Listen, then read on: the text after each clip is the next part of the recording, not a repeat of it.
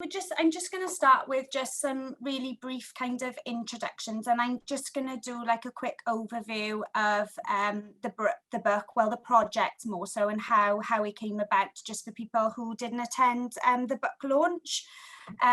So thanks for joining us today for the Book of Strength, the book as a therapeutic resource.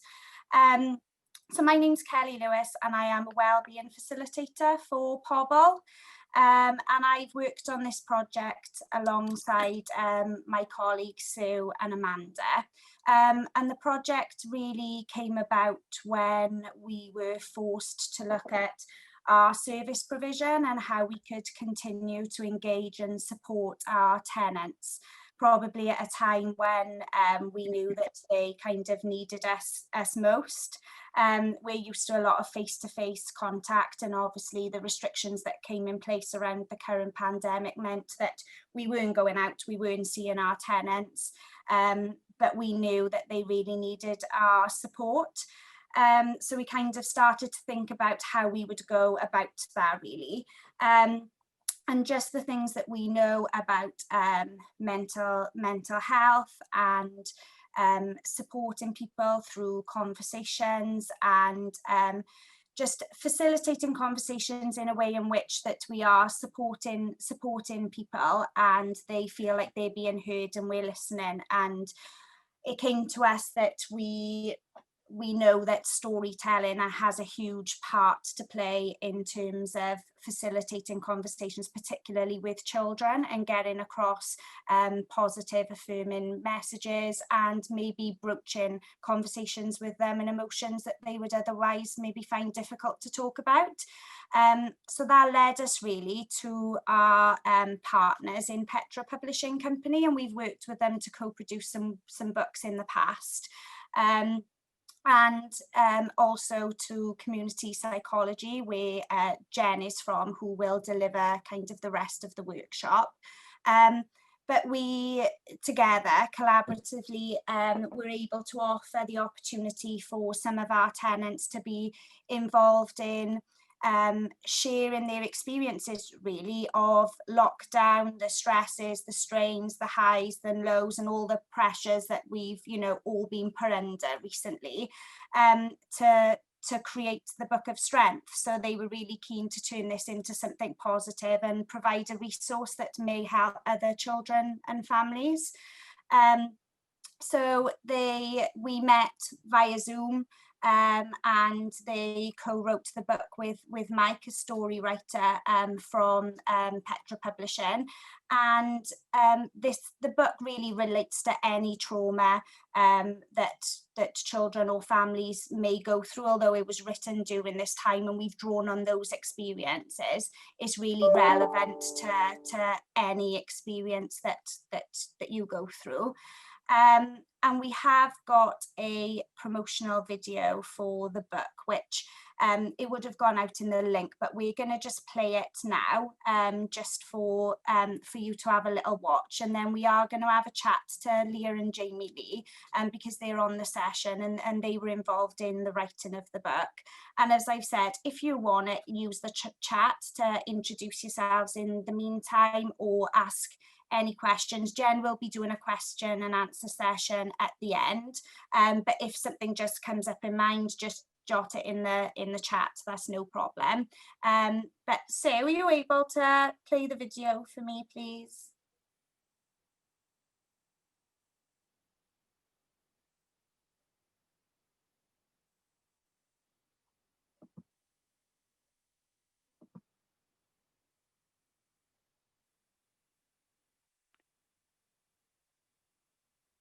I'm not sure there's sound. I haven't got any sound, so. Did you tick the... It sparked real interest because people were really keen to not only talk about their experiences, but also...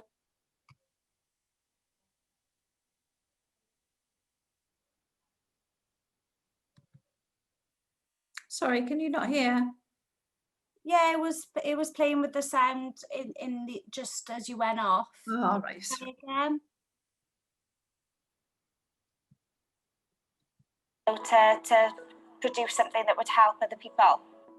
I had a phone call off Pobble just asking me how I'm coping with everything. I've said that I've struggled slightly with obviously lockdown, not being able to see family. And she'd said, well, we're all coming together to write a book about the whole current situation. Would I be interested? And I thought, yeah, I would. I was kind of a little bit nervous, to be honest, because I didn't have any idea what's going to happen, how it would be done. So a little bit nervous initially, but I thought like I do have a children and he was basically stuck at home. He could not go to school. So I thought, let's do it. We would all log on at a certain time that would work around us and obviously the children and things. And we just brainstormed through most of it, giving ideas, what we would like to see visually, what the children would like to see visually, because we wanted it to be a focus on everything and not just one specific thing. We kind of tried to go on the lines of the lockdown situation with the kids and stuff like that, but we've twisted it around so it wasn't just pinpointed on that, because there's loads of things that happen in children's lives and adults' lives. What I always like to do is have a story that isn't just about one specific topic, but it will resonate way beyond this bizarre year. It'll resonate in 10 years and 20 years, because it's about a topic that is always going to be relevant about how you build your inner strength and, you know, how you build your connections and make your way in life as part of, you know, the whole network of human beings and human activity. The central theme of the book is about building resilience for individuals, resilience for communities, and it teaches people about being assertive rather than aggressive, or rather than too timid, being assertive and just sticking up for yourself. They shared some real personal feelings and experiences, you know, that they'd been through over the past few months, and spoke really openly about that, but also had kind of, I don't know, a real ambition to turn it into something and real energy about it. And the sessions were really, you know, fun and creative to be part of.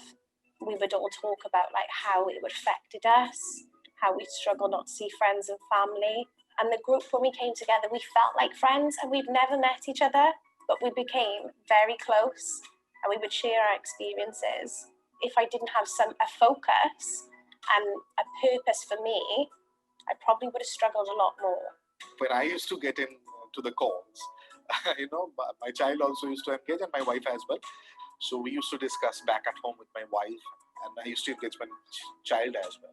So we used to come up with an idea together, and the next day when we used to meet together, then I used to give them the ideas that we gathered. Anamika is our central character of that book. So elephant, those are generally found in India or Africa. So then I thought of that name Anamika. So because it's kind of a tragic name in India and used in Bollywood movies and etc. So I came up with that.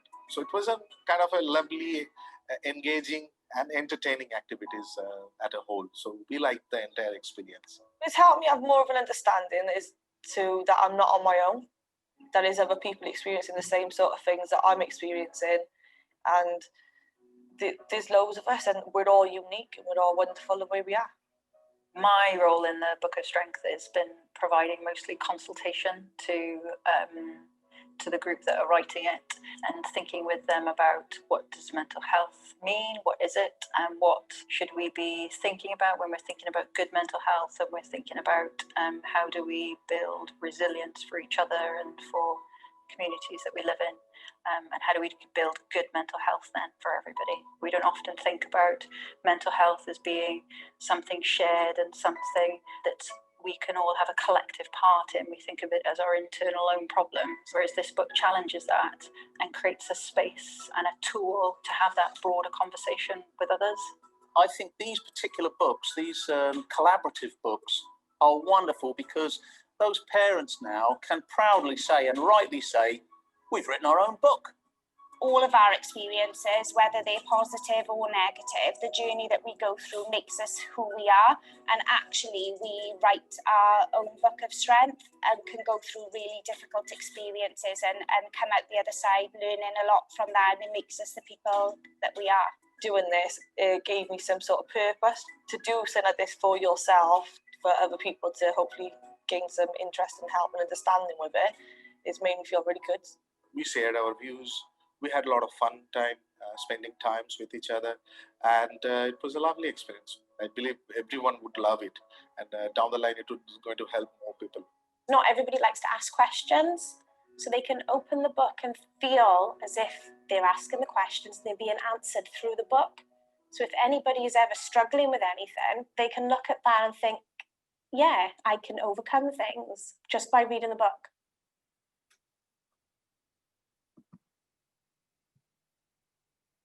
The idea was that we would turn kind of a really difficult time into something positive. We really wanted to produce something that could be used to help support children and families to...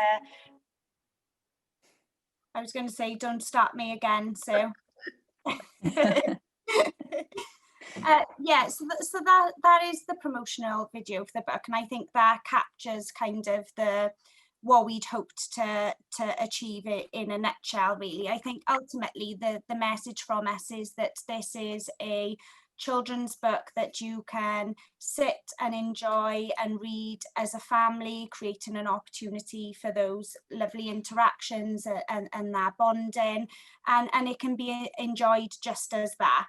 And the book also comes with parent teacher notes that just give some ideas for other activities that you can do at home or within classroom settings or playgroup settings, just to facilitate maybe those conversations a little bit more whilst doing something fun or creative.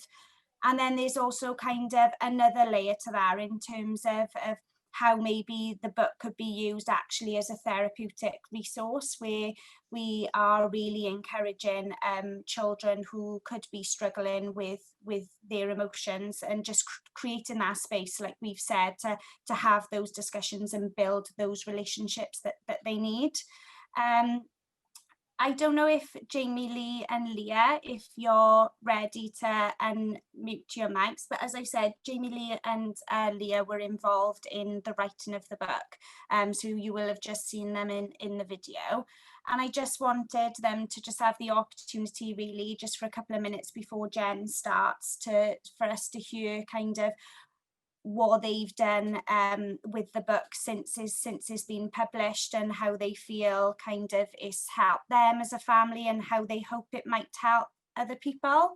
So I don't know, Jamie Lee, if you want to go first. Yeah, that's fine. So I'm Jamie Lee. I helped co-write the book. So it's really gone a bit wild on social media with promoting the book.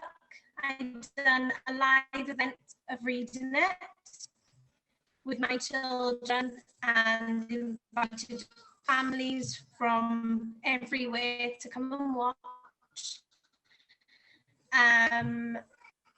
Just made it a bit fun, painted my face, encouraged other families to dress up as well. There's still page open now, and I said to anybody who would like to put who would like a copy of the book, if they wanted to, because it's free, they could set Jamie Lee. give a donation. And I've set up a just giving page for Mental Health Matters Wales and Children on the Edge. So there's two charities that I just thought were very close to me and very close to the book. And I'm going to split then the donations between the two. I think I'll do that now just after New Year. I set a target of £1. They've gone over that. Sorry, Jen, yeah? Sorry, you were delayed. I've just knocked your video off so we could hear you more clearly. I think I could capture most of what you've said. Is that the experience of everybody else? Can anyone hear me? We can now. It's a bit clearer now, Jamie Lee, but at first, yeah, you were a bit crackled, but yeah. How much did you raise? Can you all hear me? We can hear you now, yeah. Can you hear us? No. The last time I checked, it was £50. Oh, brilliant. Yes. So just for anybody who had a bit of interference with that, Jamie Lee did a live reading on Facebook of the book, and she opened that up and encouraged lots of families to listen in. She painted her face as the main character, didn't you, Jamie Lee, as the elephant, and just encouraged families to sit in, listen to the book. She shared a lot of the concepts behind the book as well, and then set up Just Giving pages to support a mental health charity and another charity, Children on the Edge. So yeah, it was brilliant, Jamie Lee. You did so well, and the link to that is on our webpage as well if you'd like to see Jamie Lee's reading. Jamie Lee, I'm going to leave you a minute because I think there your signals come in like in and out. Leah, are you on mute? Can you unmute for me? Yeah, I just had to scream at the kids so to tell them to shut up. Yeah, not now. You okay? No, I know, this one's at the door for. Yeah, I got a bit emotional watching that video because I've been struggling a bit recently, so that may have been a bit of a twister there. Like, I got half dressed because it's a Zoom meeting, but I still show my pajama bottom shutting the door. Oh, that's all right. That's okay. So what can you say to everybody, Leah, what your plans are for the book going forward? Because you've been busy kind of making plans for that, and you've got some really lovely ideas, haven't you, about how to implement it in your community. Well, we got outdoor green spaces, which we're like doing up to make as in like some sort of like nature trail. And I'm shaking for some reason. It's fine. Yeah, so basically we're gonna like make sure that the book goes together with like the green spaces, trying to like link it with the trail, so then the kids are still getting that exercise that NHS is saying that they need and stuff. And then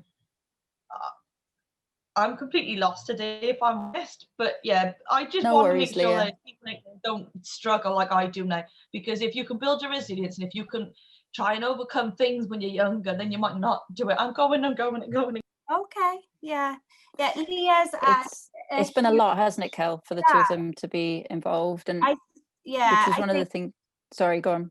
Yeah, they are a huge kind of inspiration in terms of, you know, this has been a really difficult and challenging time for everybody, and lots of people have had to kind of batten down the hatches and really focus on your family and getting through. And I think for them to actually have been thinking of other people during this time and giving time and effort to produce things to help other people, you know, they really need to be commended for that, because they've shown kind of a huge amount of strength and determination, you know, when they've got their children at home from school and, you know, they're being pulled in all directions, and yet they've managed to produce something that inevitably are going to help lots of other families. So yeah, I think they should be really proud, and I think it did a lot for them process, didn't it, Jen? And it's I'm really brave on coming on today as well, because we weren't able to do prep because of COVID and stuff.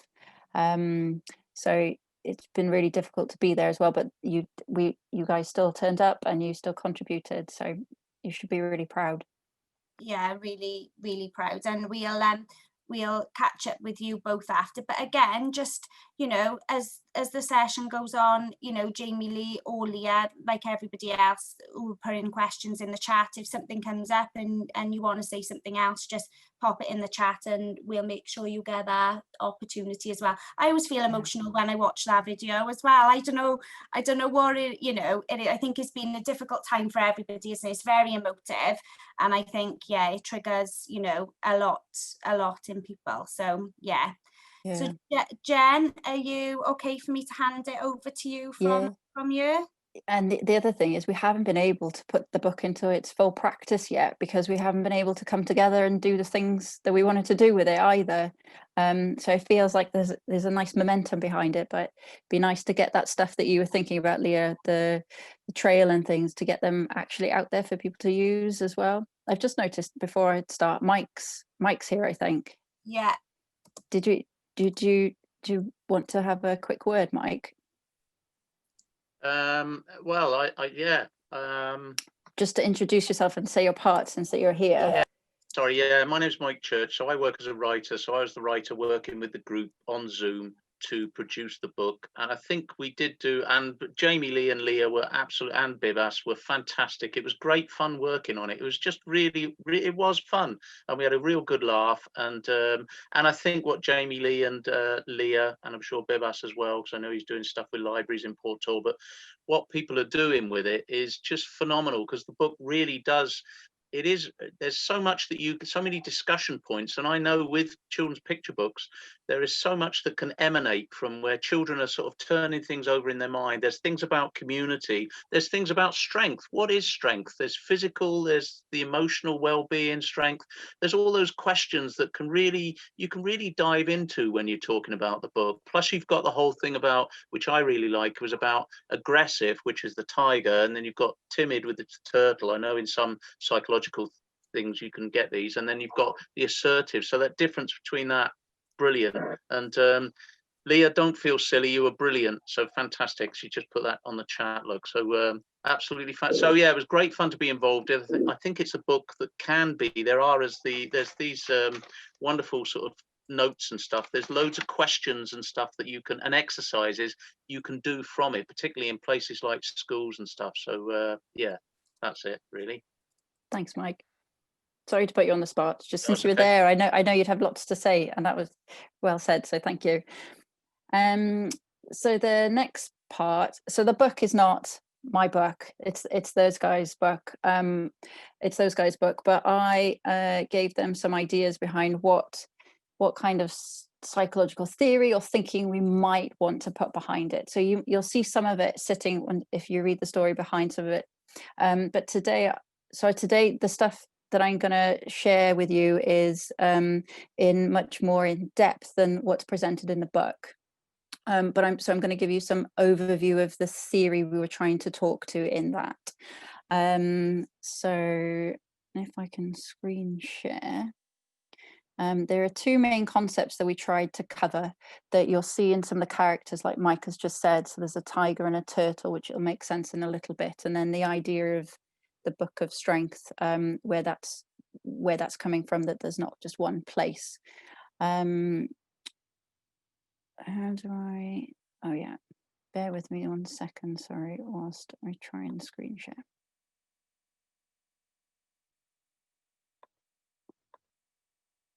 Okay.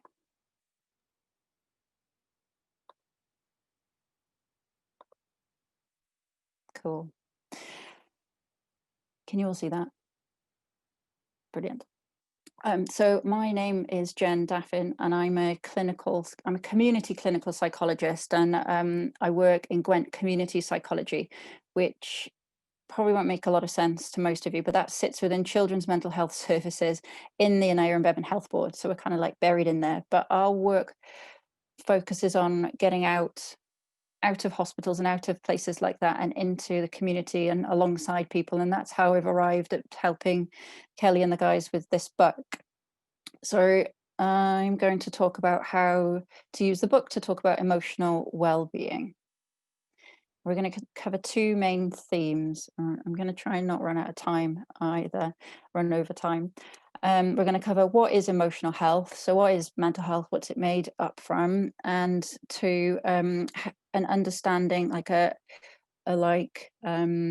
easy to grab understanding of emotional well-being. And we're hoping all the concepts that we're covering are like things that you don't need a PhD in, you don't need to be an expert in. They're just ideas that you can like quite easily grasp and then go and run with, because we'd like them to be disseminated alongside the book, and we'd like people to have confidence in some of in this stuff as they're using the book.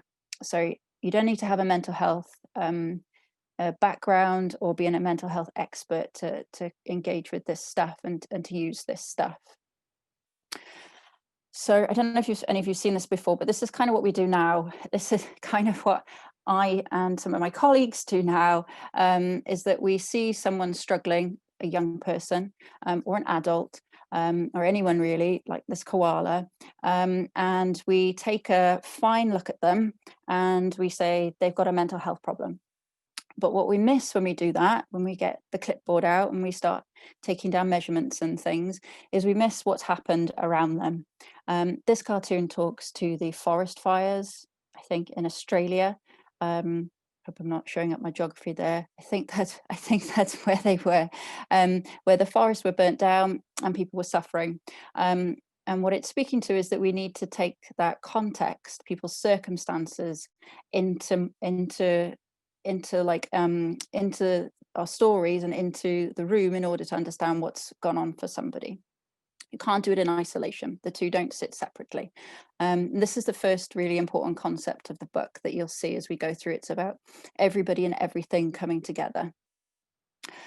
So what that means, and what the evidence base is showing us, is that our mental health is determined by the conditions in which we were born, that we grow up in, that we work in, that we live in, and our age, along with this wider set of stuff that happens around us. So that could be COVID, or the government, or other organizations and other stuff, other cultural stuff that happens around us.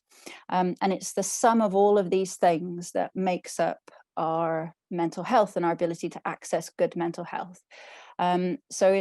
Another way of thinking about this is saying that it's not about what's wrong with you. It's not about this internal thing. It's about what's happened or what's happening to you. And COVID is probably the one unique experience that we've all had, and that's kind of showing this across the board for everybody in different ways. But it's the one thing I think that's allowing everybody to see this, that during the pandemic, all of us have been impacted and all of us have been affected in different ways, but we've all been affected, and it's not anything wrong with us as individuals. It's what's happened or what's happening to us, the loss of structure, and things like that, the loss of predictability, the uncertainty, the removal of our connections and access to friends, and all of that stuff. And that's true for COVID, but that's true, and making us feel not great during COVID, but that's true generally of us not feeling great and having poor mental health or not good well-being, or whatever term it is that you want to use for that. So the United Nations, if you're familiar with them, a big global organization that look at lots of different things and hold nations and countries to account for stuff, did a report on mental health. And they said that the tools, so that they're widely respected. So the tools that we use, such as, I don't know if you've heard of these books, but these are like the Bibles for measuring mental health, the ICD, the International Classification of Disease, or the DSM, the Diagnostic Statistics Manual. It said that they continue to expand the parameters of individual diagnosis. So that means they continue to get bigger, and we continue to have more of them, but without solid scientific basis, is without fact. And basically the United Nations are saying that we've been sold a myth that the best solutions for addressing our mental health challenges then are medical or biomedical. Basically, if our mental health is the accumulation of all of those things I told you about a moment ago, then we need solutions that talk to all of those things. We don't need just medications and things like that. They're not going to cut it on their own. They are possibly going to be helpful, and lots of people will find them helpful, but we need more than that. We need to be thinking much more broadly about what it is that makes up good mental health. And it looks like this. So if we want to address mental health, we definitely need to dig deeper. We need to go beyond the things that we traditionally think about as mental health in the UK, in the Western world. We need to move beyond the medical model. We need to move beyond individualization. It's your problem. It's nothing to do with me. It's you over there. It's nothing to do with us.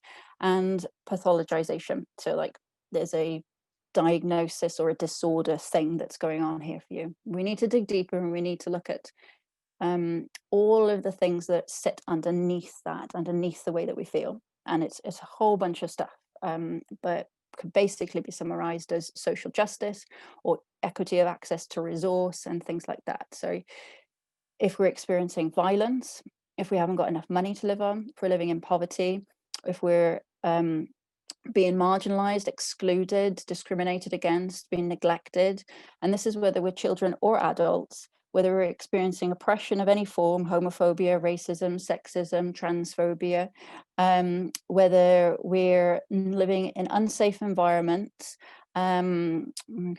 whether we're experiencing adversity or trauma, and I know there's complications to those words, but things that are putting stress onto us or making us not feel included and included in our communities and society, then it's some of these things that's going to impact our mental health. So the problem is much bigger, and the problem is much broader than just having more one-to-one therapy or medications or better access to mental health services. It's about communities, and it's about coming together as communities, which is the other great thing about this book, is that the book seeks to do just that. It seeks to hand over the power back to communities to solve some of these problems. In technical terms, it looks like this. So this is a World Health Organization's model of how mental health kind of becomes intergenerational. So what happens to families in one generation can cause challenges for families in the next generation. And it's the things that we've just said, which sit across the top. So our circumstances, where do we live, we work, how old we are, where were we born, and those things, across our different stages and ages, that just pile on over time. And it's that piling on over time that makes things more tricky. It's not that we're weak, it's not that we were born incapable, it's none of those things. It's the slow incremental increase of challenge and distress or discrimination and exclusion that weighs down on us and causes us strain and distress. And I don't know if you can see my mouse, sorry. When we get to the working age bit by here, this is the bit that causes inequalities to be like sustained and to cycle. So this is where it becomes intergenerational. Because if we experience all this distress, I'm sure you've all heard of ACEs in Wales now. We have this distress when we're younger here. We have this distress when we're in school. And then when we come to start our own families, if we're still in lots of distress, then we don't have the resource and we don't have the right circumstances to help our children be free of that distress. And it's that bit that creates the inequalities loop and creates the intergenerational cycle of mental health problems and has consequences for outcomes for children and families long term. And it's this cycle that we need to break. And so part of the idea behind putting some of these concepts into the book was to raise awareness of this, because if we don't know it's these things that if we don't know the cycle is like this, and if we don't know that we have some ability to have awareness of that, then we can't ask for things to be different, and we can't look out for how we could change things and make things different. That makes sense. I saw are there a few things popping up on the chat? I can't see the chat. Kel, you let me know if there's anything for me, if there's any questions. Yeah, I'll let you know, Jen. Thank you. Is that making sense so far? Yeah, cool. I can see a few nods, and obviously there's some cameras off. So if you have any questions, just ask. Oh, and we're back on screen. So what we need is to build a nurturing world. The world is complex, and the whole of the environment affects people. So to thrive, people need to live in a world which is nurturing and sustaining. That means having sufficient resources, secure relationships, equal access to power to be able to develop a meaningful life. And that means tackling inequality, housing problems, lack of opportunity, and creating a more nurturing and cohesive world, which helps people to nourish across the lifespan. Basically, what we're talking about is shifting the narrative of mental health and to understand mental health as a fundamentally social health issue. It's not a DIY project. And that means we need to look for whole system solutions and take whole system or whole community approaches. To build individual well-being, but also and resilience, but also across the collective system and as a group of people as well. We need to build in opportunities for belonging and connection, because having a sense of belonging, feeling safe and connected, having meaning, trust, and good relationships with our families, friends, and communities is really, really important, which is what's making COVID really, really hard. Zoom doesn't cut it. It's not the same as being able to respond and relate to each other in face to face. It stifles some of that stuff. So we're all suffering this at the minute. We need to build strong foundations. So people need to grow up and develop and have the opportunities to develop and have access to have their needs met and have a robust safety net, so that we're talking about having a good welfare system there, but we're also talking about having their physical needs met in terms of housing, access to food, and to be able to participate in society generally as well.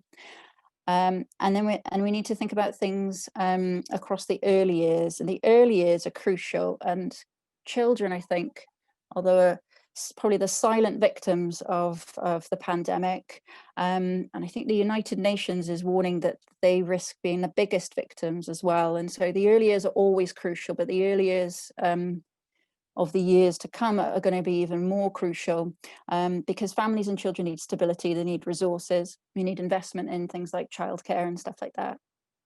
And it's by creating this psychologically healthy world based on agency, security, connection, meaning, and trust that everyone has the opportunity to flourish and have good well-being and mental health. But it's a lack of nurture in one generation that passes problems on to the next. And that's what I mean about breaking that cycle again.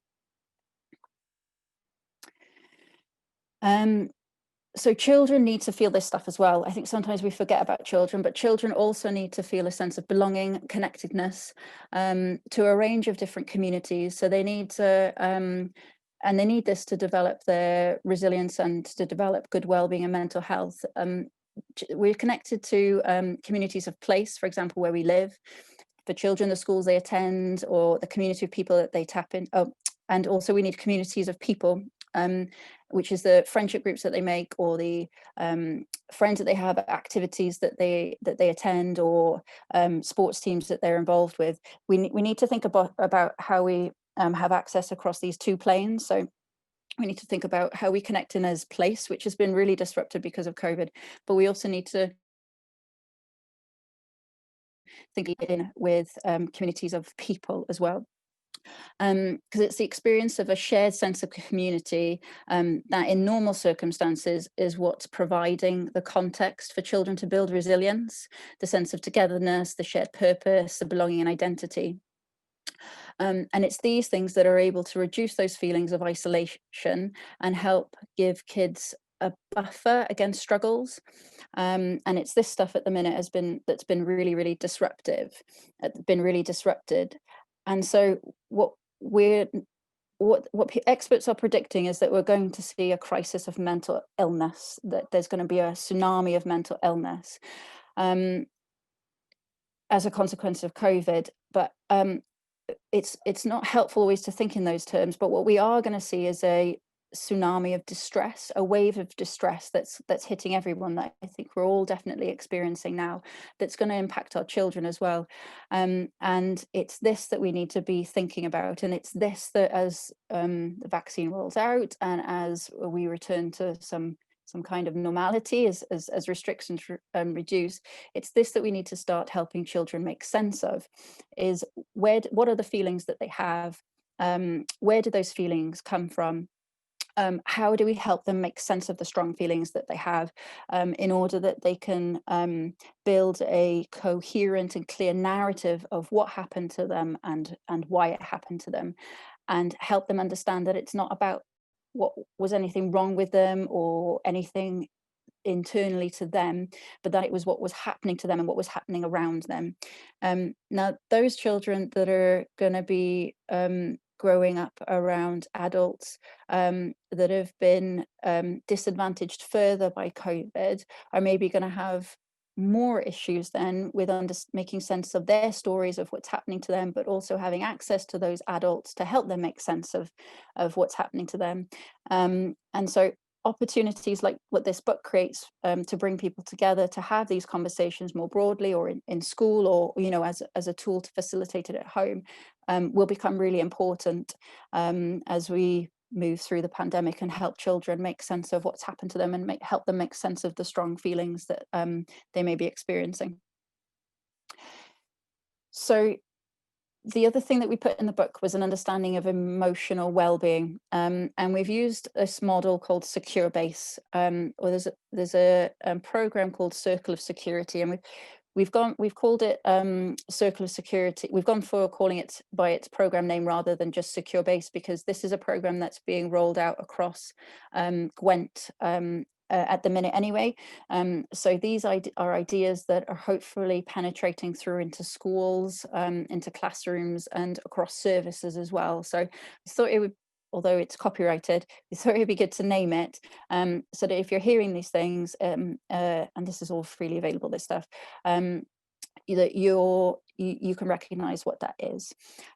So the Circle of Security, or the Secure Base model, is like the decades and decades of research into emotional well-being and relationships and attachment and that stuff, summarized into one nice little circle. So you don't need to have like 6 PhDs and 20 years of practical experience to understand what we're talking about. These really clever guys from America have summarized it into this one nice little graphic. And I'm going to try and play a video for you, which is going to summarize it. But as Mike was saying earlier, what you'll see is in the book, some of these characters may be at different parts of the circle. And so we've tried to include them like that so that they can be talking points, which hopefully once you've got an idea of what the circle is about through the video, we can start to pair it together with the book. So I hope internet. Sorry. Oh, can you see the video on the screen, or can you still see the presentation? The presentation at the minute, Jen. Okay, I think it's taken me out. Can you see a video from YouTube now? Yes. Yeah. Okay, cool. So these guys are going to summarize the model way better than I can. Parents, we all wonder if we're getting it right. We want to know we're meeting our children's needs, helping them grow, and giving them all that we can. We try to combine our own experience of being parented with the advice of others and our own instincts and beliefs about what is best. And still, we so often worry that we're not succeeding. In a world that is always offering the next best parenting solution, the Circle of Security is based on decades of attachment research. Unlike many behavioral perspectives, it offers relationship tools to provide a new way of understanding your children's needs, creating lasting security for them and more satisfaction for you. The circle graphic has been created to help you know what to look for, so you can read your children's behavior to guide you in meeting their needs. It's really not complicated. People of all ages have attachment needs. These needs can be divided in 3 ways. Let's look at this child. First, he needs to know the freedom and confidence to go out and explore his world. Second, he needs to feel assured that whenever he's ready, he can come back for comfort and protection. Third, he needs his caregiver to be in charge in a kind way. 3 basic needs that can be thought of as going out on the circle, coming in on the circle, and hands on the circle. Let's have a look in more detail. Feeling safe and supported, our children want to discover their world. When going out, they need to know that their exploration is encouraged, that we're right there watching over them, delighting in them, offering help when needed, and ready to enjoy their new adventures with them. And when they're coming in, they need us to refill their emotional cup. This means organizing their emotions and letting them know we are delighted to welcome them back, protect, comfort, and understand them. The key for us as parents is to remain strong and kind while knowing when to encourage their going out into the world and how to be available to welcome them back to us. It's crucial that we learn to identify our children's needs like this, because misreading them, or worse, missing them altogether, can cause pain and frustration. We all know how uncomfortable it can be to be held too close when we want to be out exploring, or kept at a distance when we need emotional support, or simply to be without someone who is bigger, stronger, wiser and kind, who we can trust to understand what we need when we're feeling lost, confused, or out of control. When a child misbehaves, the cause is often rooted in how safe and secure they're feeling. So it's not surprising that they behave well when a parent learns to tune into their child's needs on the circle in this way. And because our needs on the circle never disappear, learning to read cues can help you better understand and meet the needs of people of all ages, including your own. So that's all there is to it. Just know that at any given moment, your child is somewhere on the circle asking you to meet a need.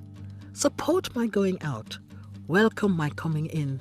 Be the hands that keep me safe by staying in charge and committed to helping me feel connected. And please remember this, there's no such thing as perfect parenting. At Circle of Security, we've come to realize that good enough is, well, good enough. All of us are going to miss needs on the circle time and again. Welcome to the club. But if we meet our children's needs enough of the time, the results will be happier, healthier, more secure children, and parents too.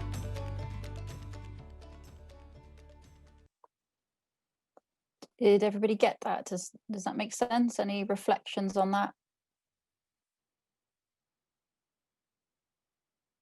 Cool. Notes. I will. I get that a little there, Jen. The only thing that I get confused with, I believe I try. I believe I'm on like the sort of level, and I always know to speak to them and like not put words in their mouth, allowing them to speak of what they're feeling like. But my eldest, I struggle big with understanding his emotions and stuff. No worries. I wonder if we go through some more videos and whether there's some stuff in some of those that might be helpful, and if not, maybe I could come back to that at the end. Yeah. Is that all right? Because there's one video that may help with that that's coming up, but it may not. So you hear that one and let me know whether you think it's answering your question or not. I would just share this link here, but it's some kind of weird link and I'm not sure it's going to take you to the video, but I'll share that, and if it doesn't work, I'll share you the proper YouTube one, which may be maybe this actually. Oh no, that didn't work. Sorry, let me just get back to the presentation. So I think, can you see this presentation now? Cool, thank you. So I don't know if you caught it at the end, but she said that these issues affect all of us, that's COVID,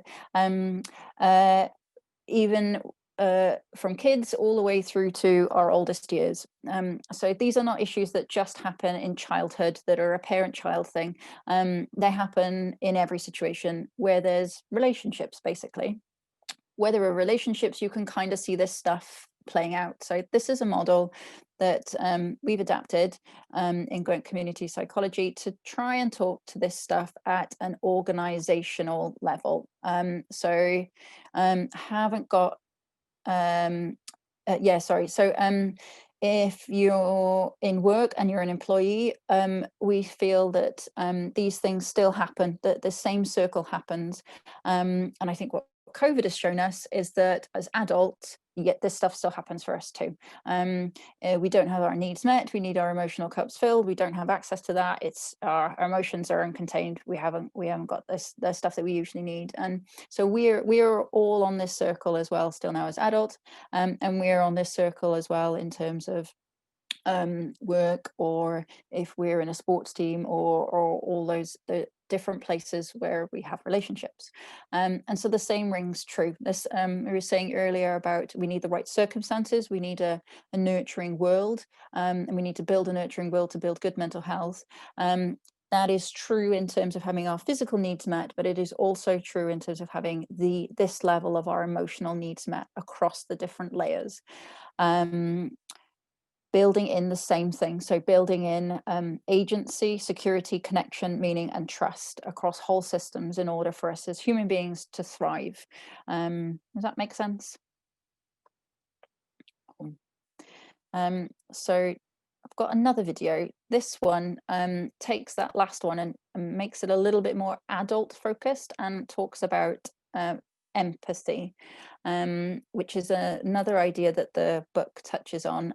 It's going to give you, again, better than I can, just talking at you, a summary of the role that empathy has in how we support people, other people's emotions. So the concept, I think, sorry, no, that's coming next, sorry, the concept that we're promoting as a like primary way of helping and supporting others with their emotions, children or adults, is this idea of being with, or being empathic, and this video will summarize that for us. Hear that?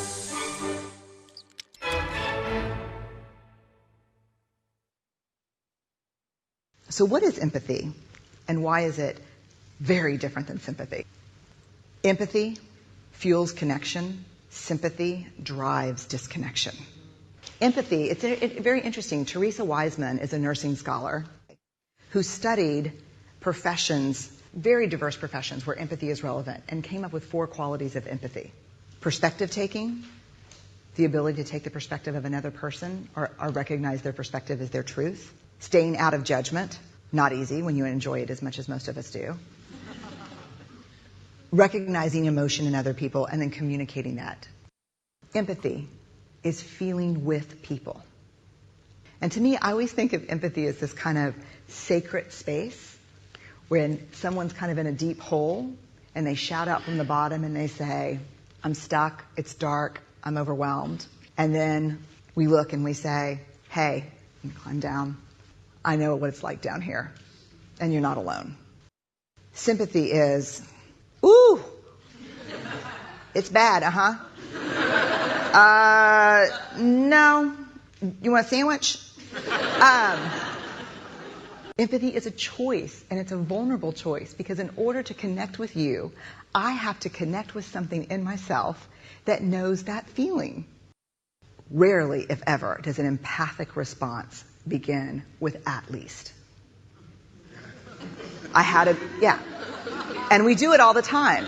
Because you know what? Someone just shared something with us that's incredibly painful, and we're trying to silver lining it. I don't think that's a verb, but I'm using it as one. We're trying to put the silver lining around it. So, I had a miscarriage. Oh, at least you know you can get pregnant. I think my marriage is falling apart. At least you have a marriage. John's getting kicked out of school. At least Sarah is an A student. But one of the things we do sometimes in the face of very difficult conversations is we try to make things better. If I share something with you that's very difficult, I'd rather you say, I don't even know what to say right now, I'm just so glad you told me. Because the truth is, rarely can a response make something better. What makes something better is connection.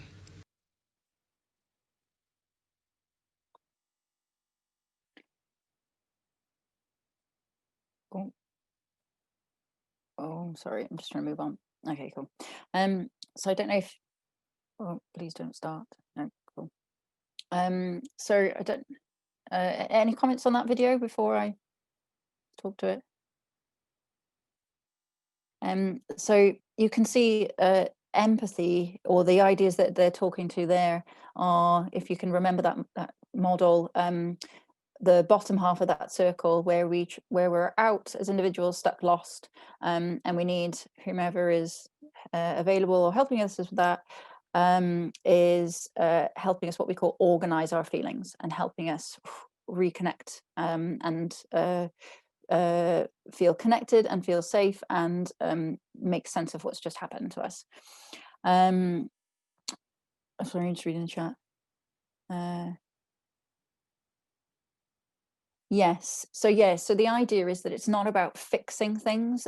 I think sometimes we think, oh, so-and-so has an emotion, I must do something about it. Whereas this video talks to the opposite of that. Somebody is having an experience, an emotion, I need to be alongside that, or I need to just be present.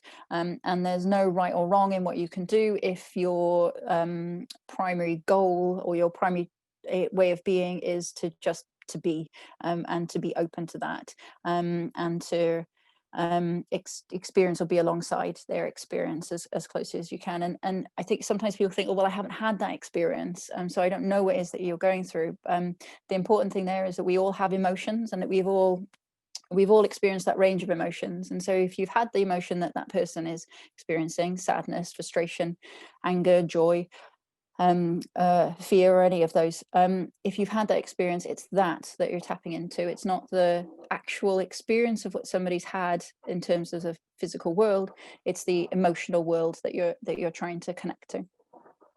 I think it's a really powerful video as well. It's a Brené Brown video, so hats off to her for making it really clear, and pulling those concepts together. I don't know if you're Leah, if you're able to be present there with the little one. This and that are the videos I mean, and if you want to go over them later, if you're not able to listen right now, I'm happy to do that. But this one will also outline being with in a slightly different way, but then we'll also talk to what gets in the way of that. And helps, will give us a bit of a frame to think about that as well, because I think, with the best will of the world, we can all want to do these things, we all try to do these things, but we come to these things with our own experiences, and our own histories of being parented and stuff, and so it's good to have a bit of an awareness of that as well. And we call this shark music, the Circle of Security program calls it shark music. You should understand why in a little bit. Parents. Throughout history, we've struggled to get it right. We hope we won't pass on our emotional issues to our kids, and we swear we won't make the same mistakes our parents did. We all have great intentions, but something seems to get in the way. Let's look at what that might be. At Circle of Security Parenting, we believe that being emotionally available to our children and their needs is the key to doing our best as parents. We call emotional availability being with. It means teaching emotional intelligence by being with our children in all their feelings, like sadness, joy, anger, curiosity, pain, frustration, excitement, and so on. Being with children helps them understand, trust, and move on from feelings. And knowing someone is with them in their feelings helps children feel less overwhelmed and more secure. Decades of research backs this up. For parents, some of this comes easily, but other times our children express emotions that make us uncomfortable, so we pull away or try to overrule their feelings, which leaves them on their own. We do this because our children's feelings can trigger strong emotions in us. We think of it like this: our history during childhood of how core people responded to our different emotions creates the background music for how we experience our children's feelings. Let's look at this example. This girl and her father have been enjoying time together in the park, but suddenly aware of the time, Dad says, "We need to go." When the girl hears this, she starts crying and gets increasingly angry. All at once, the dad's background music changes. The background music that is playing for the father right now, we call shark music. As it turns out, the dad's own mother was uncomfortable with loud displays of emotion, and she didn't know how to handle them. So throughout his childhood, she repeatedly told her son it was pathetic to cry, and she never ever asked him about his feelings of sadness or anger. His ability to deal with his daughter's emotion now is greatly affected by the experience with his mother then. Shark music, we're rarely aware it's playing, but it's our past experiences telling us to be afraid of or uncomfortable with a feeling or need that is actually safe. When our sharp music limits our ability to respond to these feelings, our children learn to hide or feel ashamed of them. This is a problem because we're teaching our children to fear emotions that are actually both safe and essential in life. Most of us experience sharp music with one emotion or another, and it's different for everyone. But whenever it is triggered, our ability to respond to our children's needs is limited. The good news is, by simply calling it by name and reflecting on what our children need in the moment, we can turn down our sharp music. This is so important because if we can learn to manage our history of negative experiences and perceptions, we can respond to the truth of our child's current situation and be with them in it. Ultimately, this will help our children grow up with a better ability to understand and share more of the emotions they experience. There's no escaping it.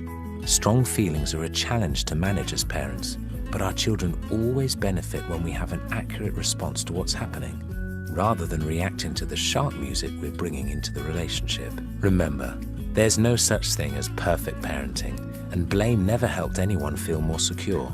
That includes blaming ourselves. But the more often we can identify our sharp music, the better off our children will be.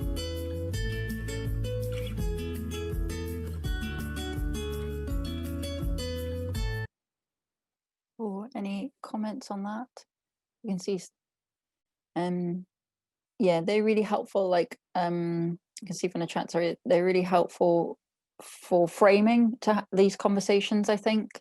They're really packed videos, so I will share all of them in the chat before we log off during the question section, so you have those, and the slides will be coming out along with the Eventbrite, so you can go back over this stuff in your own time.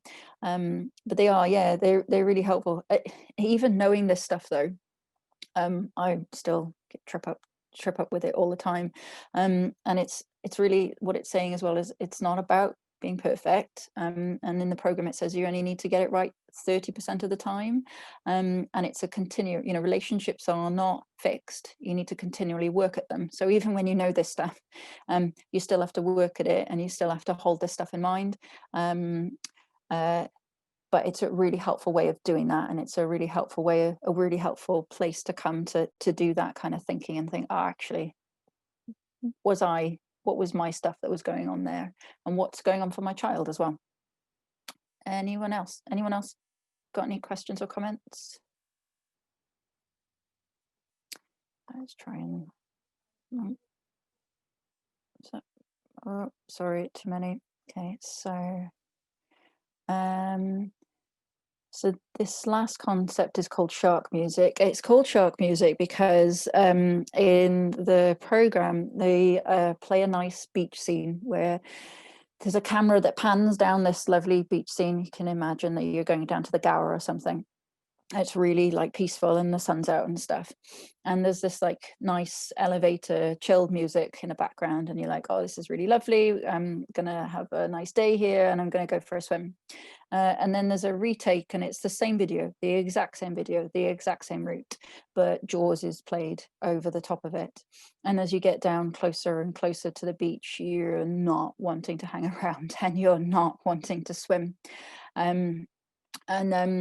The message that's behind that is that that's triggered in all of us. So we all feel nice in the one, unless of course the music is not your thing, but we all have some kind of positive-ish experience with one and a more negative experience with the other.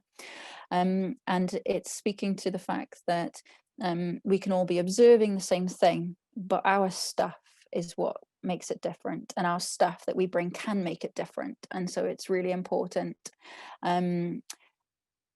It's really important to remember that when we're trying to figure out what's going on, but also like to forgive ourselves, because our stuff that's going on, we didn't choose where we were born, we didn't choose to be born, and so we had very little control over what experiences we've had, and so it's asking us to note that, and to have a bit of like compassion for ourselves in that, and for our parents or caregivers and whomever it is that's been in our life that's raising us, having some compassion for them, because this stuff is just what they've inherited, and so and in that, what it also allows us to do is, if we can become aware of some of this stuff, then we can have we have the opportunity to change it, and again, to break that intergenerational cycle. If you can become aware of some of this stuff, if we can even try and do a little bit to do it differently, then we're having a bit of control over our futures and shifting that narrative and changing up the story for our children and our children's children. So oh, and just to say, children, when they're really young, so 11 months, will have already learnt to identify our sharp music, so they know what our stuff is. So kids are really switched on to this stuff, and they're really tuned into our emotions. So don't underestimate that they're absorbing it. So there's a reflection point here. I'm not sure we've got much time for that, but I think that's what I've gone wrong, Jen. When he's entwined with my emotions, he's don't know what's happening like I do. That would make sense. And so maybe it's about having a different kind of conversation together. Yeah.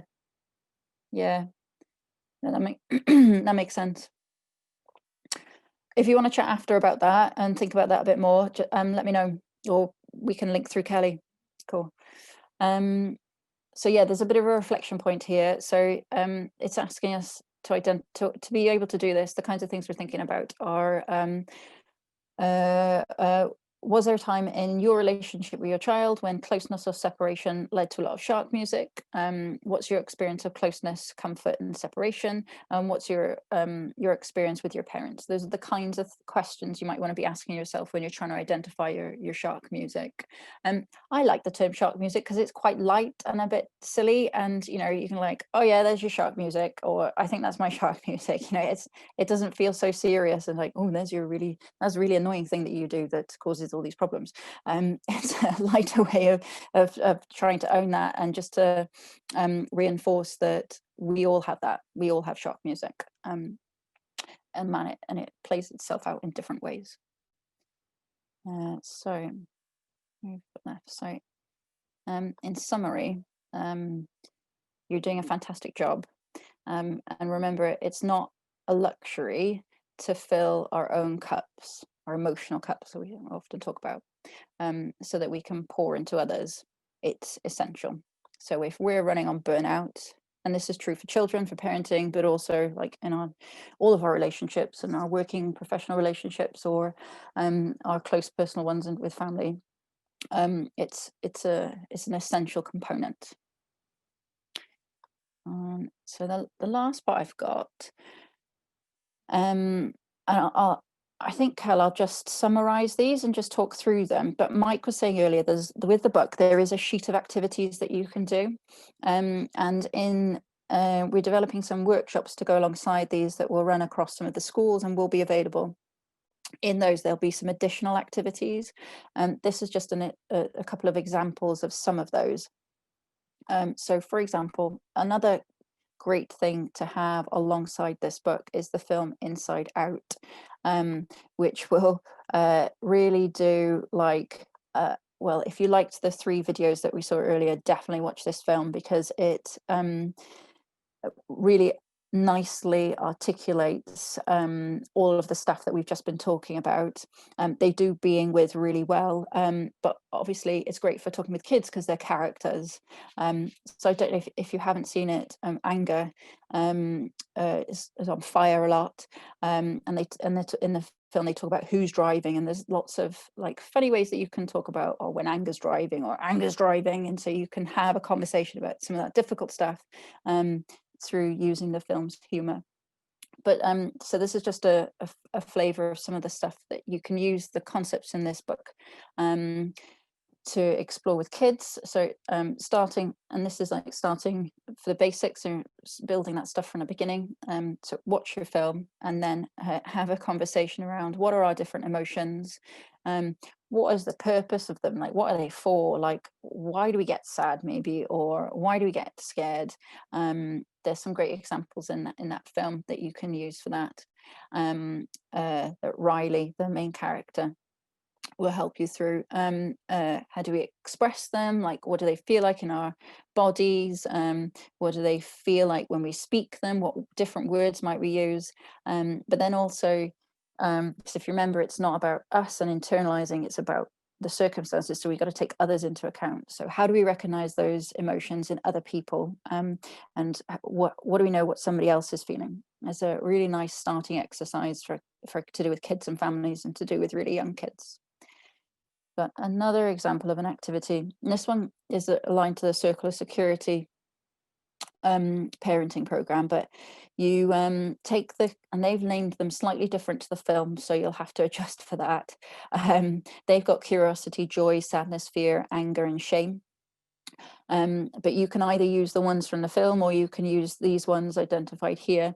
And you draw a circle, and then you put in for each of those core emotions how much you think your primary caregiver was able to be with you in that emotion. So if the emotion is inside the circle, then they were able to do that with you. If it's kind of like hovering on out, then they were like not really able to do that with you. And if it's outside of the circle, then they weren't able to do that with you. You can also try this like for yourself and try and identify maybe where you feel you sit with those emotions as well. How comfortable are you with sadness? Is that something you're really comfortable with? Not so sure. Or is it something you're not comfortable with? And it's just a good, like, easy mapping exercise to start us thinking about, like, what is our relationship to those emotions, and thinking about our parenting or caregivers' experiences of that as well, that might be impacting on how we respond to some of those emotions. Cool, you're welcome, Joy. Any more questions around this slide? So this is a really dodgy graphic that I couldn't find fit, so sorry about that. I've not drawn that, I've just nicked that from Google. There is a better one with the program that's got some better graphics, but literally you can just draw it out by hand for yourself, and then you can use some of these questions along the side to have a conversation around that. And you can do that by yourself, or you can do that with other people. So the last activity that is also a useful one for thinking about relationships and thinking about who's in our circle and are we having our relational needs met, is an activity called the Team of Life, which comes from an approach which is called narrative, which is about storytelling. So it's about knowing the story of who we are. So I'm just trying to get rid of the chat a second. And so the instructions are here, but you basically you can do it for yourself, or you can do it with children or with your own children. You draw a football pitch or your own sports field. Like, it doesn't have to be football, but the instructions here are for football. You can alternate it and change it up to whatever your favorite sport is. I think it probably works well with netball or any other flat basketball kind of flat field, although you could probably do it with things like roller derby, any kind of team sport, I think, if you could be creative. You draw it out, and then you ask about the players. So that you want to know who's the goalkeeper, and the goalkeeper is kind of like, you know, an important person that looks out for you. Who's going to be your coach, who's going to be your subs, and you populate your field, and you can use people over multiple times, or you can leave spaces blank if you don't feel that they're filled, that you can then use it to have a conversation around who are you connecting to, who are you not connecting to, or what's just generally showing up for you. You can then, there's a second part to this exercise, celebrate your goals, or you can again switch that up to make it relevant to your favorite sport. And the second part is then putting on, you know, what are the things that you're proud of, what things have you achieved, what things do you want to achieve, and you can be creative with that as well, and make it relevant for you, and then have a think about that, and think about what is it you've done, and celebrate and appreciate those, and what is it that you want to do, where do you want to go next in that. And that's all from me. Thank you. Thank you for listening.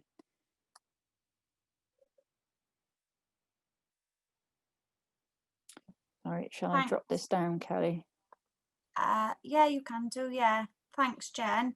I don't know if anybody's got any questions that they would like to put in the chat, or maybe suggestions to us as to kind of what would help to support you to continue to, you know, implement, but whether you think that this has given you enough confidence to go back to your workplace with a few ideas or concepts around ways in which, you know, you would like to work.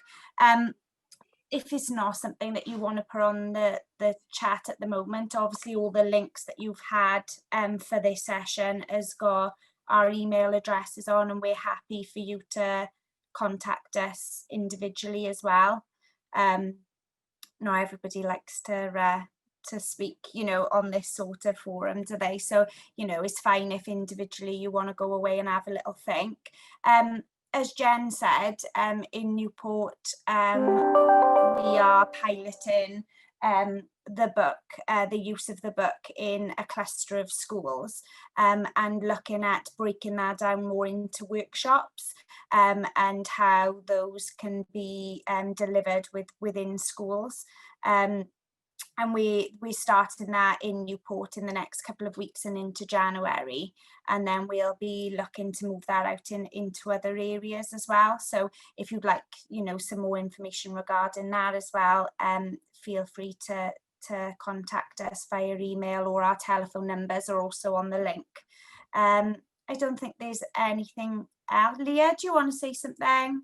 If I could, like any of the slide things, like all of like through the little images you were using, I know some of them we can't use obviously because it's like copyright to the Gwent, so I can't even say the word, you know what I mean, but if I could pop them on like the community group page I've got, because I'm trying to aim it, but then also would I be able to put it on my Leah's chat, because there were a little group on Facebook where I like do live sorting about emotions and all, trying to get other people understanding how they got to open up, so I think that'd be perfect for them. You can use any of the stuff that we've shown. Started.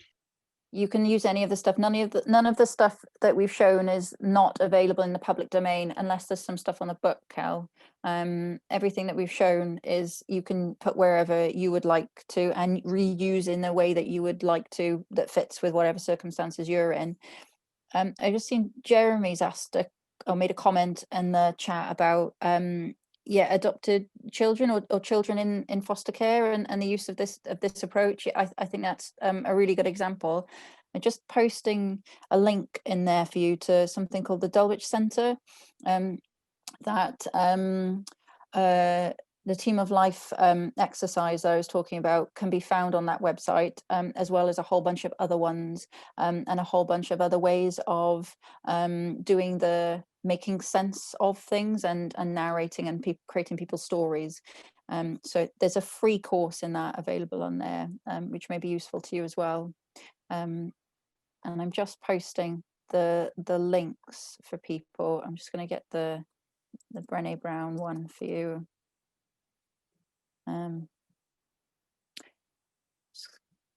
Any other questions around?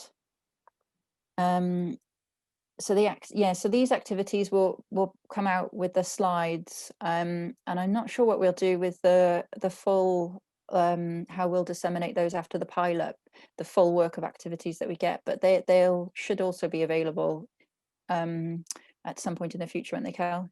Yeah, it would be good if, I think we need to look at how we use kind of the recordings for each of the sessions and put them in one available place, because obviously quite aware with staff demands and stuff, it would be best if they're easily accessible for people when they've got time and opportunity, and maybe they're all in one place, depending on your opportunity within your role and the depth that you would like to explore this in, I guess, is in lots of layers. So, you know, as we've said, it is just a children's book for you to enjoy as a family, but there are options for you to kind of delve that little bit deeper. So it depends really what you're looking for in terms of that. With regards to copies and stuff of the book as well, or any other information about it, I'm more than happy for you to contact me. That's one thing, Kel. Am I still able to get the copies to put in the Christmas hampers? Because I'm going to need them to be left for 72 hours before they go hampered out. Yeah, I'll speak to you tomorrow about it. I'll get them ready for you. Thank All you. right, I know you're busy with that, and Leah is making sure that they go out in Christmas Eve hampers to all families in her local community. And I know we've worked with Dav up in Favour in Blackwood as well. What's that? 21st of December night, because all the others obviously don't go to work and all of that. Yeah, we'll get them sorted, don't worry. But yeah, if there's nothing else, then yeah, just if anybody wants to follow anything up, like I said, give us an email, that's fine. And I'll make sure that I send the link for this recording as well once we've got it downloaded, so you can rewatch things back, and I'll send out the slides as well, Jen. Yeah, please. Yeah, they so if you want to go into more depth around this stuff, there, if you're in the Gwent area, there are specific introductions to Circle of Security, the program, summarizing the program, so you can go and access those, but also I think what the next bit I'd really be keen to explore with the guys is how do we pull it back out, and how do we make the book more available and the ideas from the book more available across the community as well. So it'll be great when the weather gets better and it's not raining all the time, so we can get outside. I'm hoping to get that book spread out more, so because you get those big plaques that you put on like railings and all. They're like billboards or whatever the word is, but like they're plaques. And they try and get part of the pages of the book out on the people drive past. They ain't got no other option but to notice a big elephant. Yeah. Yeah, it's got loads of like use, like there's loads of different ways you can use it.